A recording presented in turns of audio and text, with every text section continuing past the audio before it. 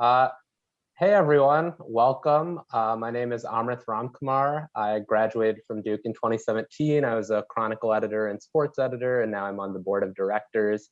I'm one of the people who played a role in the book, The King of Cameron. Welcome to tonight's launch event. It was great to see a few people in Durham this past weekend, and we're super excited about the book. We'll be dropping links to order it and help promote it in the chat, and would appreciate your help. And we have a super exciting panel discussion for tonight. We want everyone to relive their favorite Duke basketball memories, but we also want to kind of showcase some of the great sports journalism that's come out of the Chronicle. A lot of the people that you're going to hear from tonight got their start at the Chronicle and now cover sports or edit sports journalism in some capacity. And all of this is really showcasing how amazing the Chronicle is. For a lot of us, it was a life-changing experience. We learned how to become professional journalists. I cover finance now at the Wall Street Journal in New York, but we also forged these lifelong friendships. And the book has amazing stories from people about Coach K, but it also has stories that you kind of see how the Chronicle works. And we're the only news organization really in the world that could have done this type of book about Coach K. So it has a lot of big names, but I personally enjoyed all the quirky little stories about how the Chronicle covered things in 1980 when Coach K got his start. So you're going to hear from a lot of awesome people, as well as our current sports editor later on. So please drop your favorite memories in the chat. We'll be asking lots of questions. Please respond. And yeah, we want everyone to have a good time. And we also want to say thank you, because this would not have been possible without all of your help, whether you're a donor, whether you worked on the Chronicle, know someone who worked on it. And we're going to be selling this book for months. So we want to make sure that 40 years from now, hopefully we can all come back and do an event about the Chronicle's book about Jon Scheyer's coaching career and hopefully some more national championships. So with that, I'll kick it over to our general manager, Chrissy Beck, to go through some details on how tonight will work. I'll also brag on Chrissy a little bit. She runs the financial side of the Chronicle, and without her, none of this would be possible. So Chrissy, over to you. Oh, thank you. Hi, everybody. Welcome, and thanks for coming tonight. We're pretty proud about this book, y'all. And I just there's so many people on here that are recognized that were contributors to the book. Of Coach K, and I saw it on campus. Oops. That's okay. Anyway, it's great to have you guys here tonight. Just a couple quick housekeeping things. We will be collecting questions throughout the panel conversation. So anytime you have a question, if you'll just pop it in the chat, one of us will be collecting those and making sure that all the questions get asked towards the end that we have time for. We're going to try really hard to keep this to 1 hour. So we're going to move pretty quickly here at the beginning. If you have any questions about what's happening or what's going on, or you need help with something, if you'll drop either something in the chat for me, I'll be happy to try to help you. And at the end, we're going to give away 3 of these books, and I'll mail these to you guys. So don't worry, I'll reach out to you later and make sure I get good mailing information, and I'll send them to you. So yeah, I think we're ready to get started. You're welcome to keep your view however you'd like it, but in the top right corner of your screen, you can switch to speaker view if you wanted to see who's speaking at that time. So thanks for coming. Awesome. Yeah, and we'll have 4 panelists tonight who'll be doing the bulk of the reminiscing, but again, feel free to join the conversation in the chat like Chrissy said. To start, I'll introduce Beau Dure, who is the editor of this 136-page behemoth. Beau poured his heart and soul into this book. He graduated in the early 90s. He was managing editor when Duke won its first national championship in 91. And now he's a longtime sports journalist. He was at USA Today over a decade, and he writes a lot about soccer. He tweets a lot about soccer, as some of you may know. And again, not to get too sentimental, but Beau and I worked together on the board. We were a few decades apart at the Chronicle, but working really closely with him and seeing how it is now and holding the book and talking about it is really cool. So over to you, Beau, to give an overview, and let's start the chat. Well, thanks, Amrith, and I always have to thank Amrith. As I say, I think Amrith edited every word in this book, and also Bart also edited almost every word in this book, and basically we went through several passes, and the two of them really picked up the heavy load and contributed ideas from each end of the experience spectrum. I'm not saying that to say that you're old, Bart. I'm saying that it was nice to have people from either end, and that really gets to what I really love about this book, which is the variety of stories that we compiled. It going from literally from hiring, which Bart covered, to retiring, and we'll have Jake Piazza on later to talk about that. And of course, it's a showcase for the Chronicle, and I see a lot of Chronicle people here who contributed. I see you, Chris. I see you, Allison. I saw a couple people on the last page, and I have to thank all of you, along with our three panelists tonight, for doing all of that. And we all have such different experiences. And I was pulling up to Duke. I go back to Duke a lot. I was pulling up this past weekend for the event, for the board meeting, and so forth. And it struck me how Duke is kind of glitzier than it used to be. It's fancier. I hear some of the dorms even have air conditioning now. Can you believe that? What's up with that? That seems to spoil the experience for me. But there's a heart and soul to Duke, and I think that this connects. And I don't want to sound like Tyrion Lannister in the finale of Game of Thrones, but I think the stories connect us all.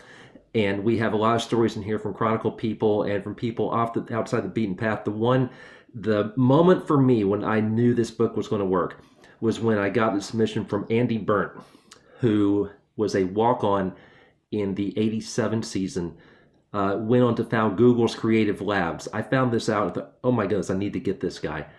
He couldn't have been nicer, and he couldn't have written a better piece. And when I got that, I thought, this book is going to work.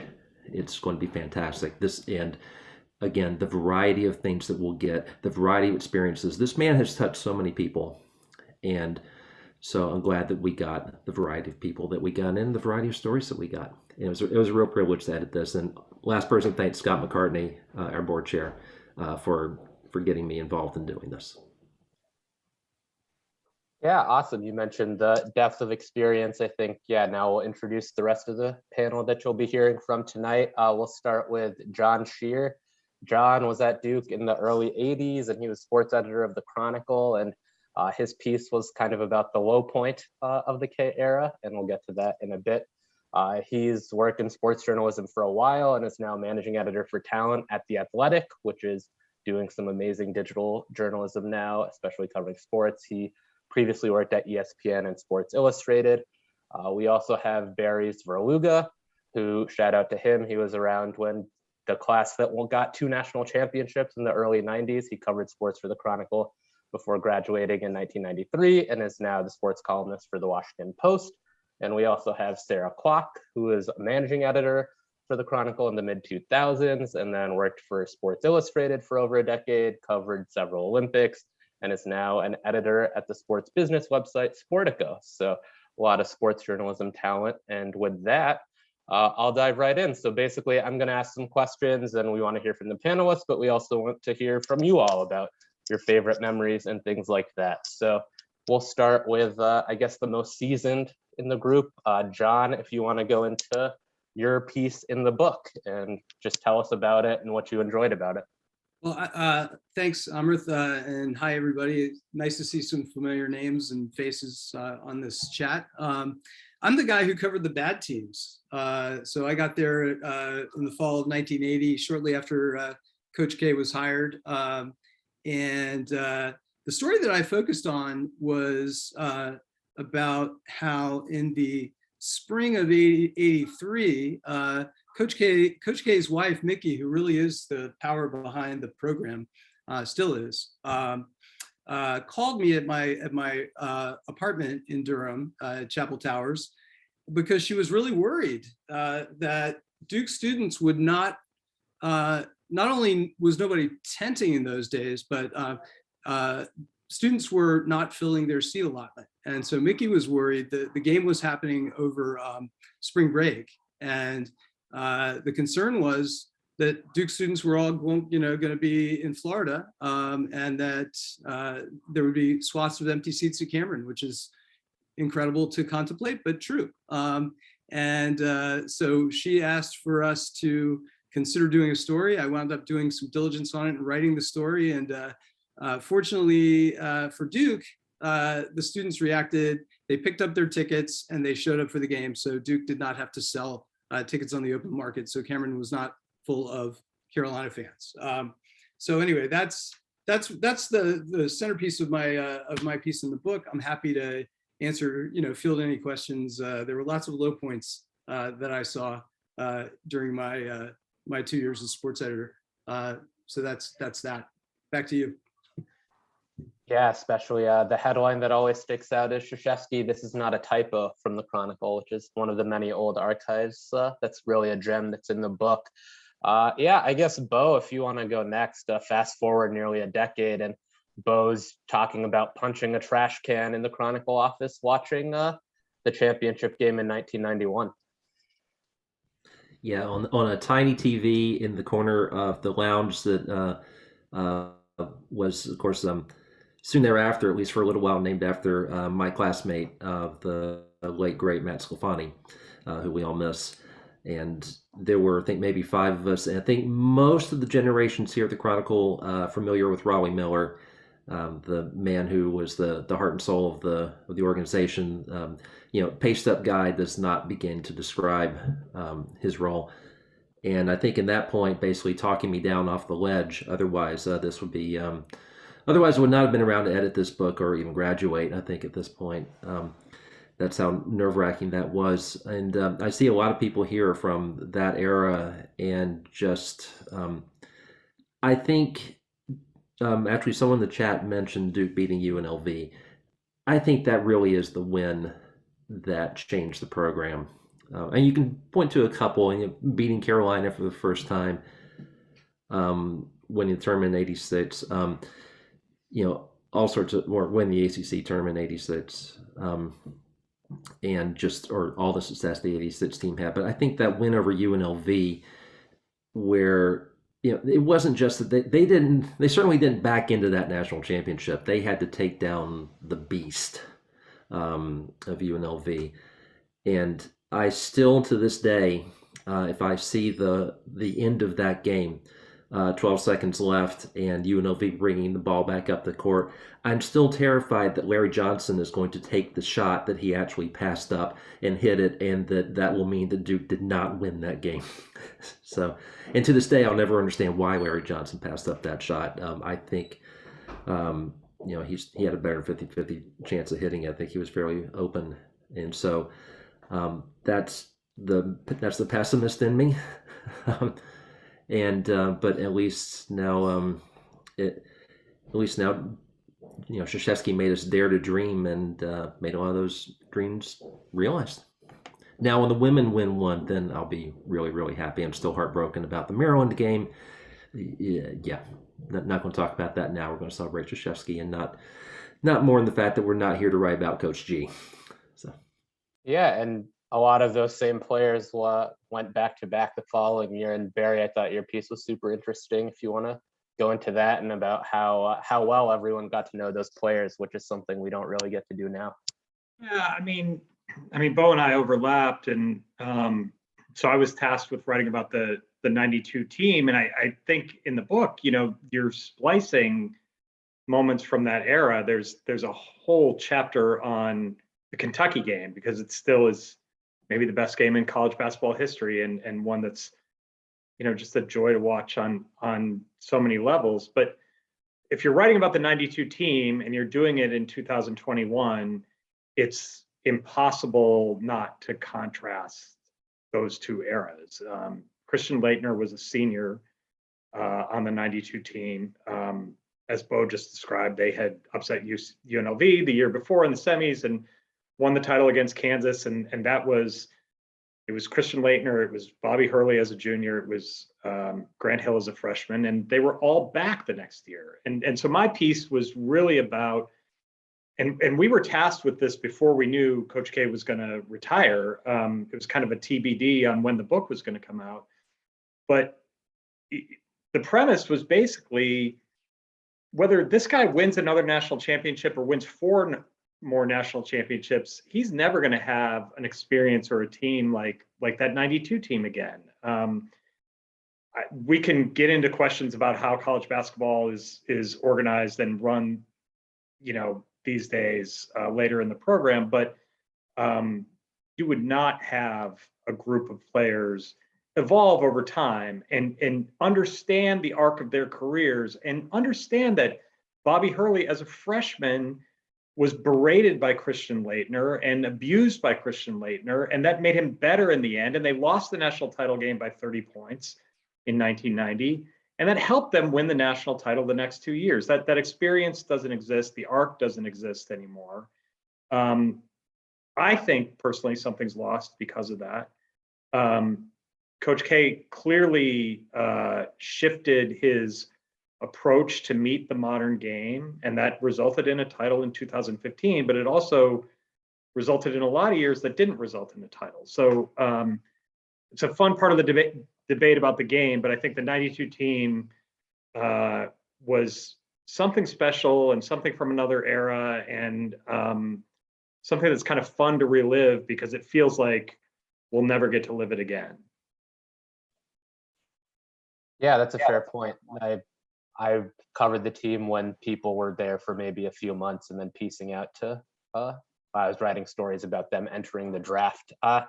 And yeah, I think another, again, feel free to ask questions in the chat, everyone, and we'll get to them at the end. But another thing we talk a lot about in the book, we go through how Coach K also became the Olympic coach. So won the 5 college national championships, won 3 Olympic golds. And yeah, Sarah, I want to bring you in to talk about your piece about that and kind of how that added to Coach K's legacy in some other ways. Yeah, so I wrote about his USA basketball career, which is, as illustrious as it could possibly be. And one of the things that I was struck by while I was thinking about this assignment was that I think that was a little bit of a turning point in terms of Coach K embracing the modern college basketball ethos, right?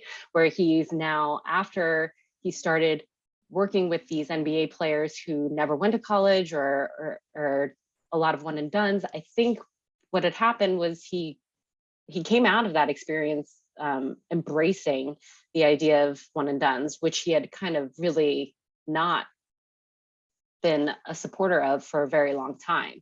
I went to Duke right around the time that, I want to say it was like kind of the shift where, Luol Deng was in my year, but after that, it was also the year that JJ Redick was a junior, and then, that class, I think, is kind of the last great 4-year class to ever go through Duke, and then they all graduated. But from that point forward, I feel like things really changed, where we're now one and dones were okay, were embraced, were accepted. And I think part of that might have been his experience with Team USA in the Olympics and spending time with some other coaches like Boeheim and spending time with NBA players and maybe getting an idea or hearing from them what they thought about the college experience or lack thereof. So, but yeah, I mean, the Olympic experience, I think, was formative for him because, as an Army man, he was always very proud to serve his country. So when we talk about what is next for Coach K, I know that Jared Colangelo really wanted him to take over USA basketball after he left, but he gets Grant Hill. You can't get Coach K, I guess you settle for Grant Hill, I guess. Yeah, and it's crazy. Duke's first home games against West Point and Army on Friday, so I think it is. So yeah, that'll definitely be an emotional one. I wonder if he'll get sick of being honored and having to deal with all the questions after every game. Well, then he shouldn't have announced his retirement a year ahead of time. we can maybe get to that one later. Yeah, I wanted to ask too, we've kind of touched on this a little, just how much the program shifted over the decades we all covered the team. And going back to John, is there a specific moment or just like a feeling you remember that stands out as kind of defining the time when you were there, or just like your favorite moment in Cameron, anything like that? Well, for anyone who I have one positive moment for anyone who was there in the spring of '81. It was sort of the last great moment for the class that Coach K inherited when Gene Banks hit the shot to send the Carolina game into overtime, and then he got the rebound and hit the winning shot to beat Carolina in Cameron on I made a note, February 28th of '81, and then basically everyone in my memory piled into cars and went to Greensboro to the Springsteen concert, right? And Springsteen played "Devil with a Blue Dress" in the encore in our minds, just for us, right? So that was that every time I tell that story, that still gives me chills. There were plenty of memorable low moments. I was not there for the Wagner loss because that was over Christmas break. I had just inherited the sports editor job because the guy who was sports editor before took a look at the team and said, "I'm out of here." And he had done his time. He had already been sports editor for a year and a half. But Fast, if you're here, please chime in. But yeah, lots of low points in '82 and '83 when the teams went 10 and 17, and then the class that saved Coach K came in covering the recruiting, the signing of Dawkins, which in the moment felt momentous, right? It really did, and we wrote it that way. But the first year, with that team, with as was chronicled in the documentary, was not a winning season. They had trouble putting the pieces together. They were trying to compete with Carolina with Jordan and elite talent. So in those days, throwing 4 or 5 or 6 freshmen on the court was a prescription for a losing season, and that's what happened. The absolute low point that in that era for me was watching Duke lose in the ACC tournament with those freshmen to Virginia 109-66, and then it was the Ralph Sampson, Jim Miller, Othell Wilson, I think, was there. Charlie, my brother, is here. He can chime in and tell me who else was on that team. But the UVA players and on the podium in the Omni in Atlanta were upset with Duke for playing dirty, quote unquote, in a game that they won by 43. And I remember walking by Coach K in the tunnel at the Omni, and I literally, in my memory, smoke is coming out of his ears. I can't remember seeing anyone that angry in my entire life. And then they beat Virginia by 17 straight times after that. And I believe that score was on the whiteboard, famously on the whiteboard before the game for many years. So those are just a few things that come to mind.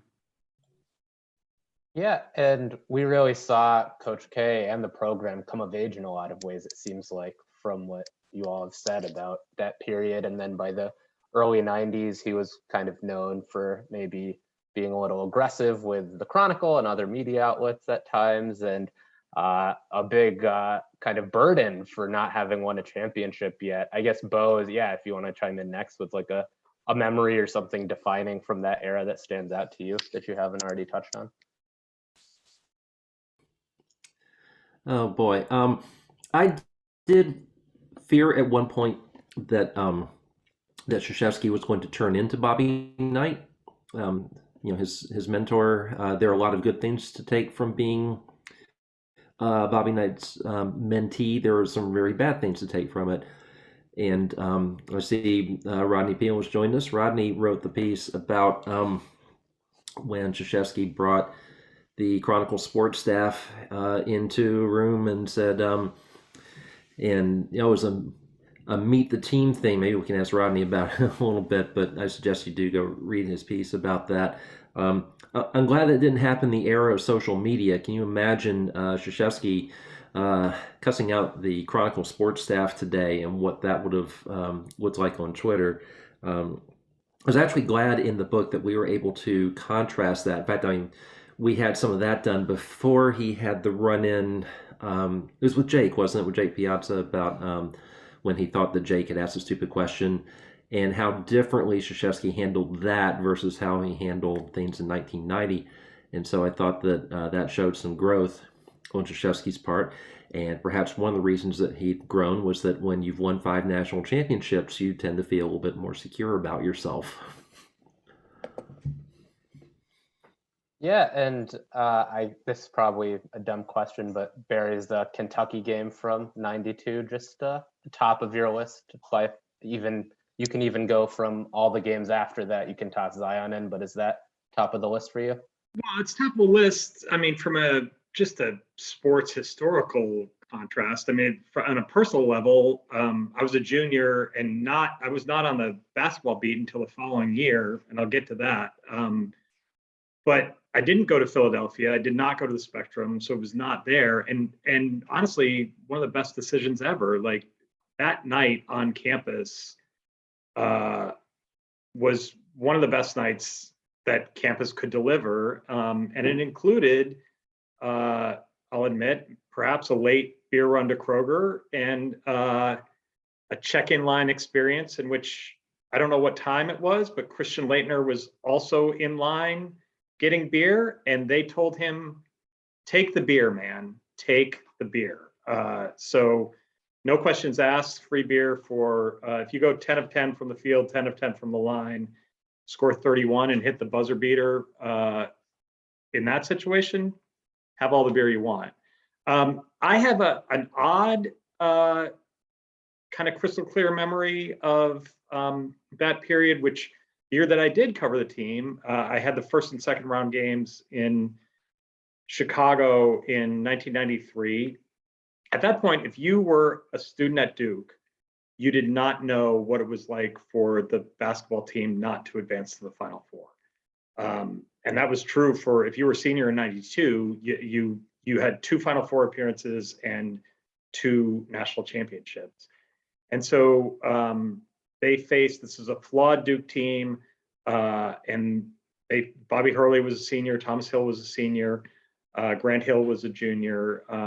They faced Cal and Jason Kidd and Lamont Murray, and they lost the second round game. And this was like unthinkable if you're a Duke student at that time. And I remember just the kind of the weight of it.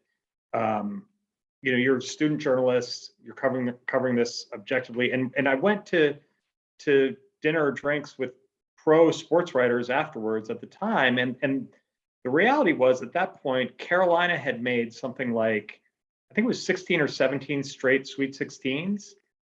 And it kind of sank in like, damn, that is impressive. Like that is hard. And who won the national title in 1993?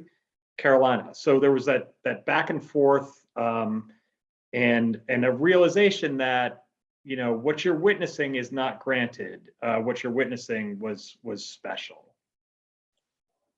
Yeah, and then we've all gotten used to first weekend exits now, but I'm sure. Yeah, for sure. Very jarring. And yeah, Sarah, I'm curious to get your thoughts, because when you were at Duke, the team and the program were in a much different place and transitioning, kind of like you said.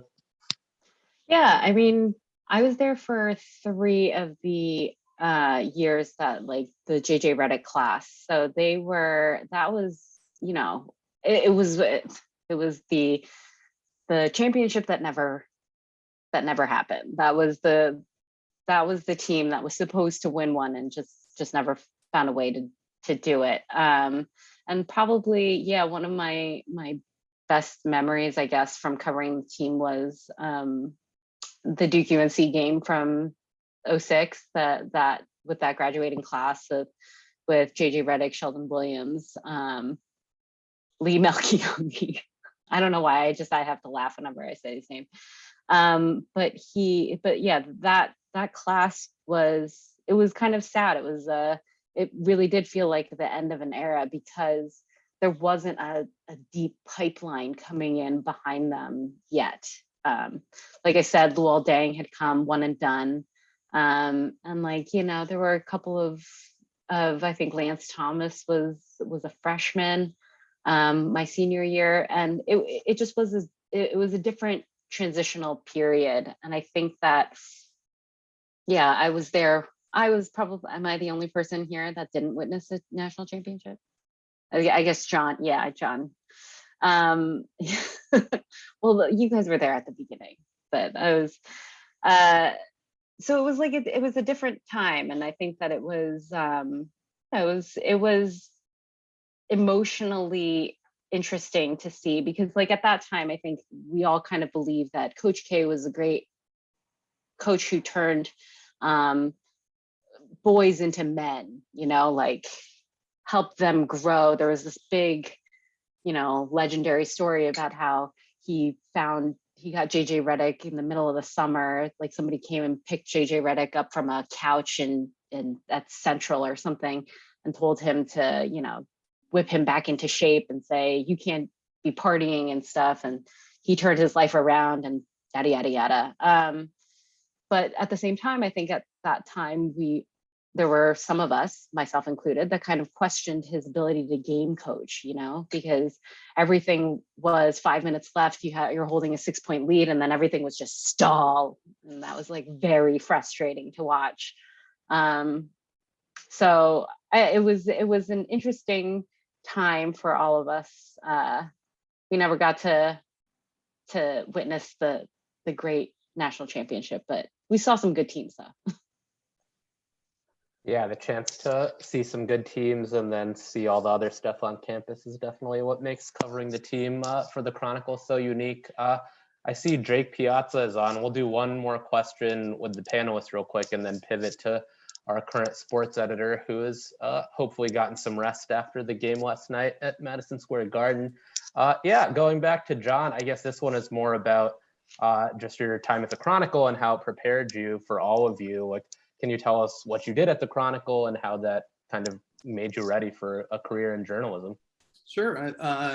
The Chronicle was, I think, for like as it was for a lot of us, my training ground. I didn't go to journalism school. I went to the Chronicle, and you know, the story that, I mean, you know, I distinctly remember the very first time I interviewed Coach K one-on-one was for a senior profile my freshman year on a guy named Larry Linney, who was dissatisfied with his playing time. And I walked up to Coach K. He was giving me, you know, 5 or 10 minutes. And the first question I asked was, I framed it as, Coach, I'm doing this profile on Larry Linney and he's frustrated with his playing time. And he stopped me and turned red. You know, I think, you know, Jake Piazza, I know you're on here. I think, you know, if this had happened many years later, I would have had a similar experience to you, the one you had, or the one Rodney had, Peel, who's here. He didn't yell at me. He sort of, you know, turned red and said, is this a story about frustration or is this a story about Larry Linney? And what I learned from that was, don't ask the hard question first. You know, it's like basic lesson. So Coach K helped me with my, you know, my journalistic fundamentals. But yeah, it was all about the doing. It was all about the work. We covered the team like, you know, we tried to cover the team professionally, with the exception of April Fool's Day, which is a totally different story. So I'll pass it on to Beau next. Yeah, I think I was just going to add, yeah, definitely now in the more recent years, dealing with the combative PR team has definitely also been good practice for a lot of us. Over to you. We were lucky. We had a collaborative PR team. Tom Mickle, who was the SID back in the beginning. It was tough covering teams that lost all the time, and you know and famously, you know, the fact that the Iron Dukes and the fan base was pretty disgruntled by '83. You know, they could have circled the wagons, and we had plenty of access, thankfully. And I remember you know, Coach K hated it, but he had to talk to the Chronicle because he wanted, you know, he wanted students to be to feel connected to the program. I think he felt like he needed to talk to us. So I had the ability to kind of roll out of bed, throw on a t-shirt and walk into his office. He hated it, but he would give me the time. So I think in that way, my experience was probably different than a lot of the other sports editors who came later. Yeah, Beau, you want to tell us about your time at the Chronicle and then how that prepared you for what you did after? Sure, and also I would suggest to everyone to Google Larry Linney and see what became of him. Probably Yes. not the most, probably not the alumnus that Coach K is most proud of. Number is not in the rafters. What's that? Number is Oh, no, not. yeah, numbers on the rafters. Uh, yeah, at least not his playing number. So, yeah, the Chronicle. I mean, to a lot. I mean, like a lot of us, the Chronicle meant everything to me. I mean, I was kind of late coming into it. I didn't do much my freshman year, and then I just started taking on every conceivable job there. I was news reporter. I was arts editor. A position that I hear the Chronicle is going to be reinstating, Chrissy. Um, I know I keep nagging about that. I edited the magazine, and then so my last semester I was holding about 8 different hats. Matt Sclafani, of course, had gotten ill and had been diagnosed and left, unfortunately. And then so then yeah, I was doing pretty much everything there was, and that really prepared me as well as anything ever could. I did go back to grad school. I did a liberal studies master's. Worked with Susan Tift, great journalist and great journalism professor and author, to do a master's there. And so I did some journalism, because by then, when we were at Duke, there were what, 2 or 3 journalism classes, and that's about it. I didn't take any of them, but I went back and was able to do some independent work, as well as a few other classes there. And what I find is that the Chronicle, for one thing, it gives you a work ethic like nothing else. I can say at one large national newspaper at which I worked, that work ethic was not there. It was actually kind of frustrating in a sense. But you get to work with such talented people, and also the relationships that you form there. I think we all either dated someone or wish we had dated someone in the Chronicle. I was in the latter camp, unfortunately.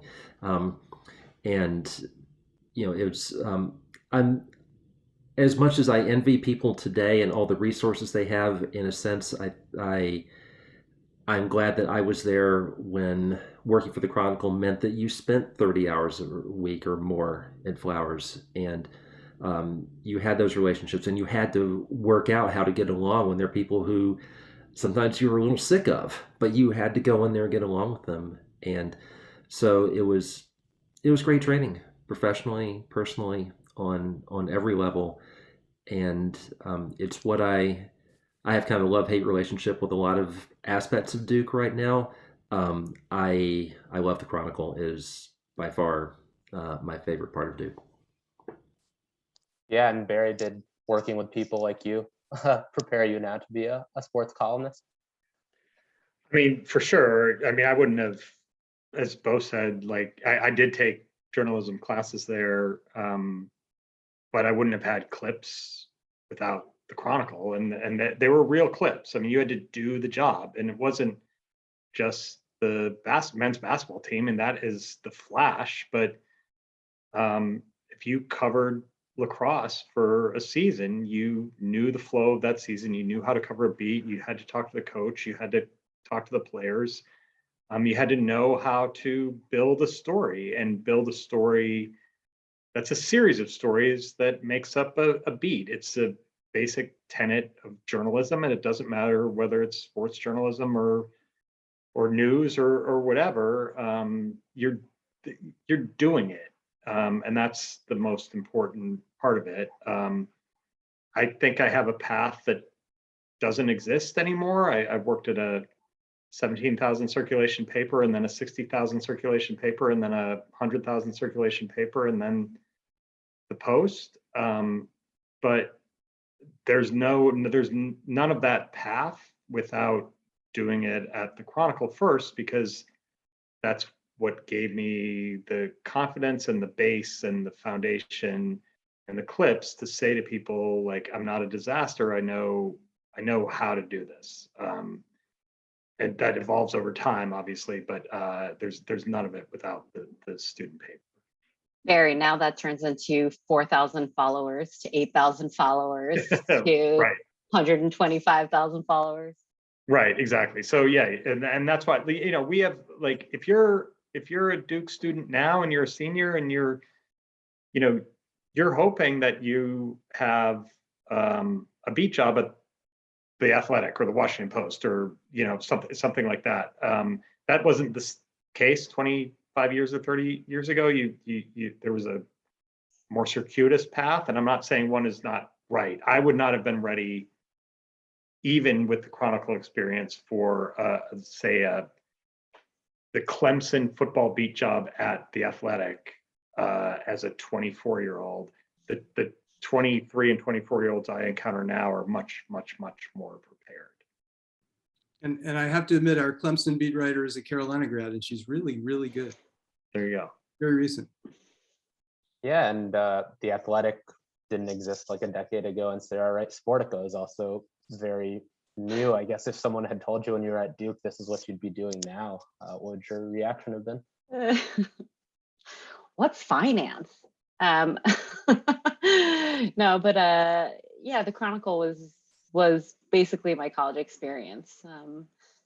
You know, most of my great friends that I've taken through my life have come from the Chronicle, and so beyond just the professional experience that it has afforded me, lifelong friendships as well, which I think that I'm sure everybody here would agree with. But yeah, no, I mean, the experience at the Chronicle, I mean, I went there at a bizarre time, I would say, because I was also there for the Duke lacrosse story. And so that, I think, more than press conferences with Coach K, really was pulled you through the ringer there. So that experience in and of itself really gave me, yeah, some real clips to use and some real experience when you're sitting there at 3 a.m. next to a CNN,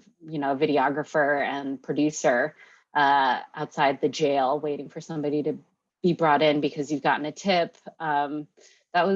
Those were some real, like, that in a weird way, it really did ignite that kind of journalism bug, that reporter bug in me, and did inspire me to stay with this, to do journalism, because I knew that it was important and I knew that it was meaningful. So yeah, that, I know that this is about Coach K, but that also happened while I was there. And so that was a very formative experience in my journalistic career. Well, I can say the McDonald's we all went to at 3 a.m. is still there. It is still standing. So that part is not changing, at least for the time being. And now we get to hear from the guy who is still staying up until 3 a.m. and keeping the Chronicle's coverage awesome. I'd like to introduce Jake Piazza. He's our sports editor this year. He's a junior. He was at Madison Square Garden last night, and we're running low on time. So at this point, if you want to challenge any of our panelists on anything or ask any other questions, drop them in the chat and we'll get to as many as we can right after this. Jake, I want to bring you in. What was it like at the Garden last night, being back covering college basketball in person, and how excited are you to cover Paolo Banchero now? Hello, everyone. Nice to Zoom meet all of you. But I mean, last night I was just thinking about this, but I've only gotten to, I guess, for real cover 2 Duke men's basketball games because of COVID. And one was the Coach K econ, and the second one was Madison Square Garden. So I've been pretty lucky, 2 for 2 so far. But last night, I was just covering a game in Madison Square Garden, and I was sitting, our sports management editor and I, we had to do the seat flip because they gave us one seat on the floor and then one seat high up where the other half of the media was. But like I'd be sitting watching the game, and the Knicks retired jerseys are hanging right next to me, and, you know, watching Coach K and John Calipari just coach a game of basketball was a pretty surreal experience. And then to what you said, Amrith, with looking forward to covering Paolo. I just think the hype keeps growing. I mean, LeBron just put him on his Instagram story today, already shouting him out. So I was already excited. And then seeing now too, after last night, it looks like if there wasn't already enough buzz across the country on watching him play, it's only magnifying with every passing game. Yeah, it's pretty crazy. Duke plays Gonzaga in a couple of weeks, so we know you guys will be all over it. And yeah, please follow Jake and the team. They're all over Twitter at Duke Basketball, DukeChronicle.com. They're doing a great job. They don't do print much, but they just put out a big print supplement last week as well to get everyone ready for the season. So yeah, thanks for dropping by, Jake. You guys can all ask Jake questions now as well. So we'll start going through the ones that have been in the chat so far. And if you have any others, please let us know in the remaining 10 to 15 minutes we have left. So the first one is for John. You mentioned kind of the low point and when Coach K, like there were rumblings that the Iron Dukes were mad and maybe would have thought about getting rid of him and all of that. I guess, was there anything from that time that told you he would get past that and go on to have the successful career that he did? I mean, I what I believed at the time was that they would be successful. That you know, he seemed well. I mean, particularly after he recruited the class with Dawkins and Mark Allery and Jay Bilas, David Henderson. I believed that he would be able to turn it around, and that he would have success based on what I was seeing of the, you know, his work ethic, the work ethic of the players, the you know, the plan that was in place. But it was also apparent that he was a stubborn man. You know, in that first year with all of those freshmen playing in a league full of seniors, he insisted on sticking with man-to-man defense. They actually won more games the year before with a team that had nobody. You know, does anybody here remember Dan Mahar? Wait, I think I see a few people who do. But they won 4 games with a team that really basically had nobody. And the year that they had all of that freshman talent, they won 3. And that was the thing that concerned me was, you know, was he going to be able to adapt over time, make the adaptations that would be needed? And now I will say, when I thought he would be successful, I thought he'd turn the program around. I did not think he would win 5 national championships and supplant Dean Smith. But you know, overall, I thought then, and I wrote that I thought he would, you know, he'd survive and that people should stick with him. So you guys, you know, put it on my tab.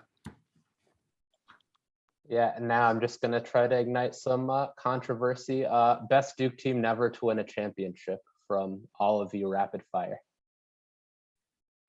99. I mean, easy, but it's not even close. 86. Ish. I'm true to my era. The 86 team should have won that title. You know, it shouldn't have been close against. 04 has a case, but I'd say 95, 99, 86, 04. Yeah, 99. 99 I would go with, and then yeah, 04 was a Duhan and that was Redick Duhan, and then Redick and yep. Yep. That lost to Connecticut in the semis. Yes. Oh yeah, with Okafor. Yeah. Right. Yeah. And that was the famous stall at five minutes, right, and just let Okafor come in at the end and just. And Zion dominate. Has a case. Zion's year has a case. I was waiting for that one. I dropped that one in there.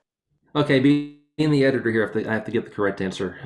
Which and bear in mind, when I went there, and my note at the beginning is that Duke didn't win national championships, and a lot of us thought, well, it's never going to happen. It didn't happen in '86. In '86, to us, I saw them walk out for some sort of exhibition game. I thought, this is the best team ever assembled. It's 99. I saw someone post 37-3. I believe the 99 team was 37-2. Was that right? And 37-2. That's right. They lost one very tight game, and those games they were beating in Alaska to Cincinnati. Yeah. Like it was like an outlier game. Right. And in the meantime, they were beating top 10 teams by 25 points. I mean, they just steamrolled over everybody. 2019, perhaps the most talented, but one thing I've been telling people, and I stick by it, is that freshmen don't win championships.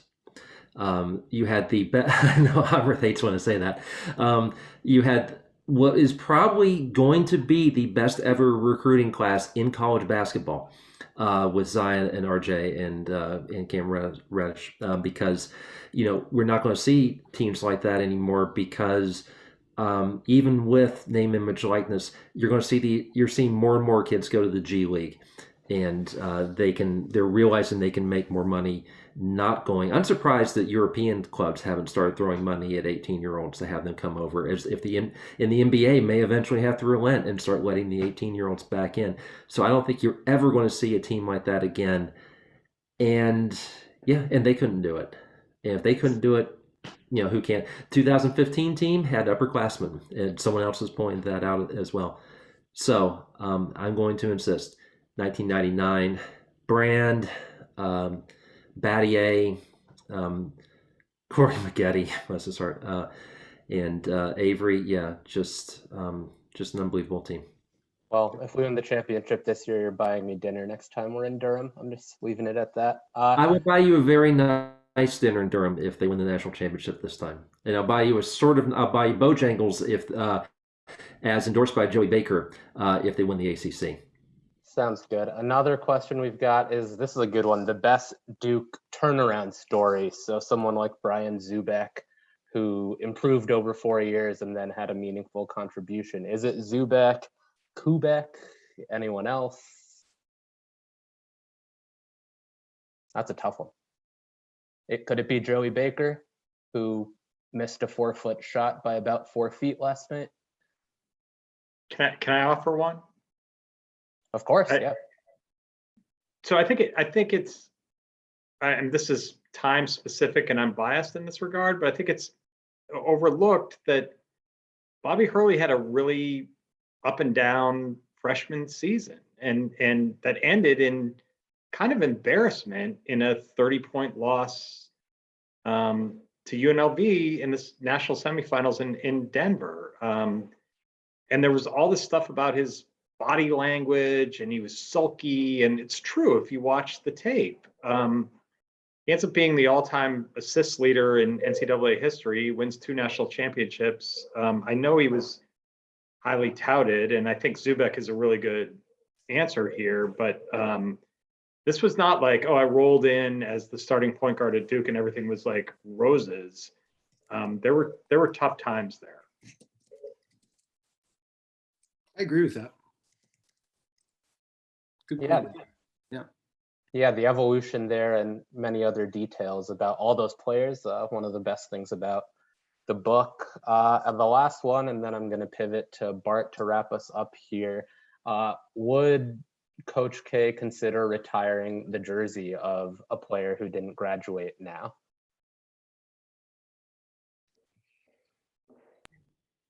I think you'll have to. Yeah. Who's Bart? Did you want to go ahead? Yeah, I mean, I definitely take a no on that one. So I hope not. I hope you have maybe 2 or 3 years, maybe not graduating, but not a one and done guy. It just doesn't seem right. So. Well, it's only got 1 year left, right? So, like, is he going to retire anybody's number now? No. Probably not. Probably not. I will say that when I was digging through the archives and looking at quotes from the first couple of years, I was struck by something Tom Butters said, talking about how Duke would never cut corners, and try to use shortcuts to win. It's a different, here we are 40 years later, it's a totally different world. I'm not saying that it's wrong, but it is a very different approach now than it was then. So it's just striking. I could have, in digging through the archives, I could have run letter after letter after letter and column after column about the hand wringing in 1999 when all these players went pro, and Brand, even Milton Brand, after 2 years when he was clearly NBA ready, and went with Krzyzewski's blessing. William Avery, did not, sort of paving the way for people to not even make it in the NBA after leaving early. But yeah, it's not just that, now his entire class is one and done. It was just, if you had a single person, if you had a couple of people go pro early, it was just, it was almost unheard of. And supposedly Danny Ferry considered it.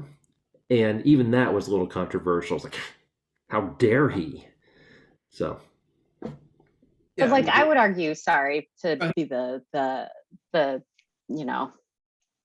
anti or pro one and done here, but like, I mean, Duke for a long time was considered as nobody graduates from Duke and then makes it in the NBA, right?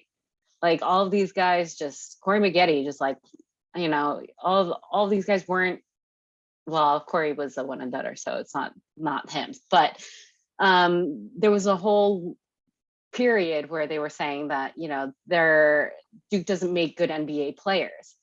Now, once he shifted over and accepted those one and doneers, now all of a sudden we've got, Kyrie Irving, bless his coronavirus heart, but we've got way more street cred in the NBA than we ever did before. And I think that part of that is because we've evolved. To be honest, of course, I would love to see all of our basketball talent stay for 4 years and all of that, turn from boys into men and become very upstanding, great human beings and all that. But the reality is that that's just not what college sports is anymore. And NIL is just one example of how it's going to change. And it's going to change even more as we go forward. So the fact that he wasn't stubborn about sticking to trying to only keep guys enrolled for 4 years shows that, he's going to adapt. And I think that I'm curious to know if people think that Jon Scheyer is going to try to convince guys to stay for longer, or if he's, young enough to say, listen, I totally get it. Stay here, win a national championship with me, and go make millions in the NBA. That's a great question. I think what we're seeing with this team is that maybe Jon Scheyer will do a better job mixing the pieces of the one and dones than Coach K has done in the last 3 years. Barry, go ahead. But I think Sarah's 100% right. And I think that two things can be true. Like Coach K adapting to that model that getting the best players means you're getting them for 1 year is great for those players and has given this program street cred and NBA cred as a place to go where you can come for 30 games, show what you have, and be a first round pick. And that is bad for college basketball and bad for Duke fandom, because I don't know what your friends are like, but my contemporaries they have a harder time getting attached to a specific Duke team because you don't even have 60 games of growth. You have the finish line is 30 games, and the evolution is not as nuanced and not as interesting and is final. And so if you lose on that first or second weekend, you have to get reintroduced to an entirely new team. And that includes this team that beat Kentucky last night. I don't know. I don't follow recruiting. I don't cover college basketball as intensely as I once did. So I think he can be doing right by the players, and the sport can be damaged at the same time. I don't think those are mutually exclusive at all. Yeah, and we'll definitely be talking about a lot of this. And like Chrissy said, we'll have plenty of basketball themed events coming up in the coming months. That just flew by our hour. I unfortunately have to cut us off here, but if people didn't get your questions answered, you can definitely email us. We'll definitely have a lot more events and other stuff coming up. I just wanted to thank everyone again for coming. Please, if you haven't yet, order the book. It's awesome, has a lot of great stuff in it. And again, nearly all the proceeds go to the Chronicle and making sure Jake and everyone else can keep doing the job. And yeah, that we can keep doing stuff like this. So I will now introduce Bart Pacino to wrap us up. Bart also poured his heart and soul into the book. He was around when Coach K first got hired, and he graduated in '81. He was a writer and editor for the Chronicle, and he now works for a synagogue in California and is on the Chronicle board. So Bart, over to you. Thanks, Amrith. Thanks, everybody. Sarah, Barry, John, Beau, Jake, Chrissy, really nice of them. Thank you. I'll just speak for a quick minute. My big claim to Chronicle fame was I was the person who wrote the first story about Coach K, This Is Not a Typo story. And I think I was the first guy to learn to type KRZYZEWSKI really fast. So that was pretty good. That story is in the King of Cameron with an oral history of 3 of my Chronicle colleagues from back then. We're all old now, but fine. And thanks to Scott McCartney and Beau for getting me involved about a year ago. It really turned into a lot of fun. Recruiting some of the other 80s writers was a lot of fun, and reconnecting. Like others have said, I can tell everybody that the Chronicle was the platform for my Duke years that served me best professionally and frankly personally. I learned a lot. And writing and producing the paper, and it was paper then, which was kind of cool.